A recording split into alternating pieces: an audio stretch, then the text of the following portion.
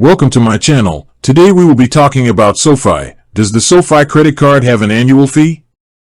The straight answer is no. Generally, the SoFi credit card, specifically their flagship card often referred to as the SoFi Unlimited 2% credit card, does not charge an annual fee. This is a key feature of the card, making it a potentially cost-effective option for users who want a credit card without yearly maintenance charges. In addition to having no annual fee, this card also typically does not charge a foreign transaction fee, which is a nice perk for international travelers or people who make purchases from foreign websites. Like most credit cards, however, the SoFi card does have other potential fees you should be aware of, such as a late payment fee if you miss a due date, and fees for cash advances and balance transfers. The specific amounts of these fees are detailed in the card's terms and conditions, which you should always review.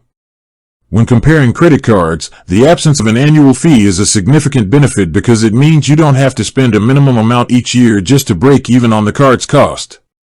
This makes the SoFi card appealing as a no-cost, unlimited cashback option. With that being said, thank you for watching. For more finance videos, kindly check my page. Please like, share, comment and subscribe to my channel. Thank you.